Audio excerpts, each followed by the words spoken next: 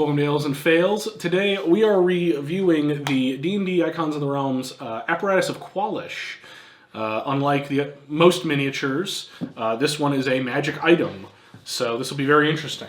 Yeah, and unfortunately we did have it in the box, but lost that footage in a sense, so we're just going to be doing it outside the box, but basically the same thing. So let's get into it.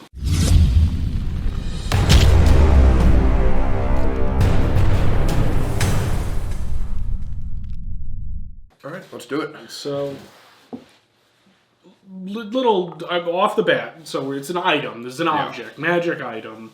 It's basically what it normally looks like is like a metal barrel, essentially. And there's a small catch on the back which can open it up, and then once inside, it's basically a vehicle that two people, like medium size, can fit in, or a bunch of small creatures. But there's 10 levers in it, and it's shown on the mini, the catch on the back, as well as the 10 levers inside. Yeah, which is very nice. And that is essentially how this thing operates. The levers will retract, extend legs, turn you, can move you forward, use its actual pinchers to either grab or attack something. It's got lights, these little things on the front that look like eyes. Yeah. It's got a forward shutter that opens so you can actually see out, so it's a window. It's got a lot going on for just a weird item, but more so a vehicle than anything.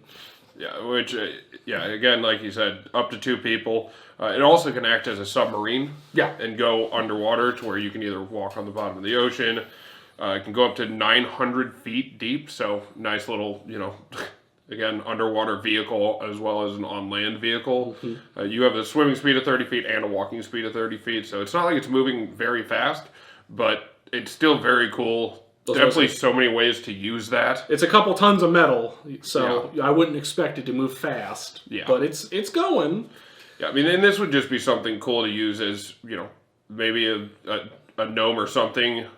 Tinker is using it as, to carry things around in the shop, I mean, there's just so many uses for something stupid and fun like this. I mean, your players could use it as an actual submarine, or, someone, they need to go get something bottom of the ocean or like an ocean cave, so they have to get in this to go there, but only a couple of them can go because two people, or figure that out.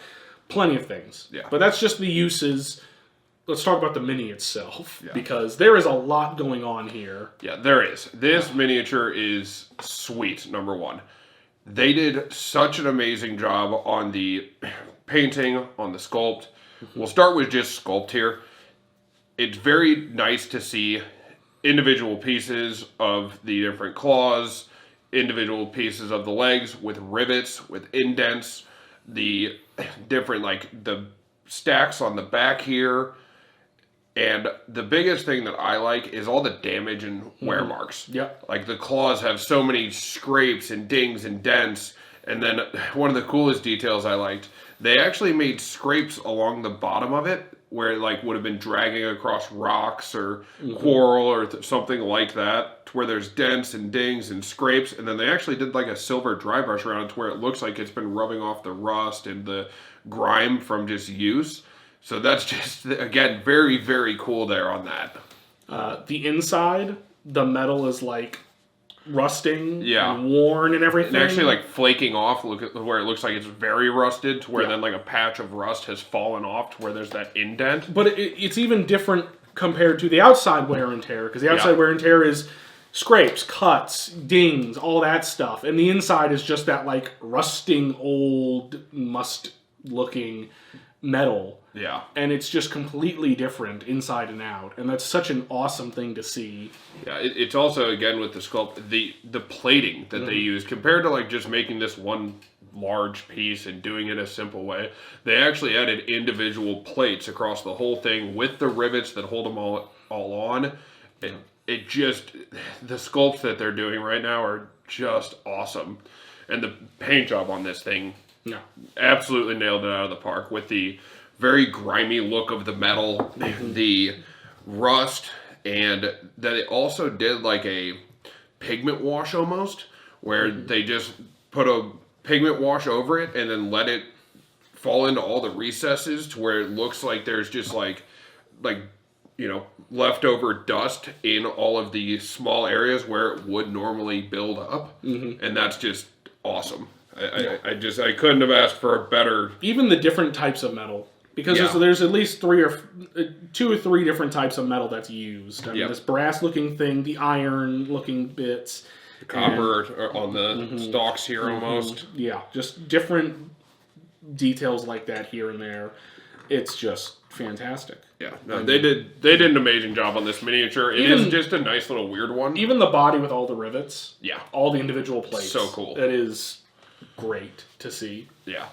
Yeah, I mean, it's such a weird miniature. It's something that we don't get very often since it's an item compared to a monster or something of those sorts. I would like to see them do more things like this. It's in the vein of vehicles. Definitely. I mean, it's less common than like a carriage or a ship, but it's still something that you can get a lot of use out of. Oh, definitely. This could be a creature or a monster. Yeah. If you really need it to be. Yeah. It just looks like, some kind of clockwork machine or steam machine construct. Yeah. Yeah. So it works for whatever you need, and I'm glad to see this thing. Let's see some more of these, some weird things. Definitely. So, I personally really like it. I hope to see more in the future. If you liked this, please do like and subscribe, and we will catch you in the next one. Cheers.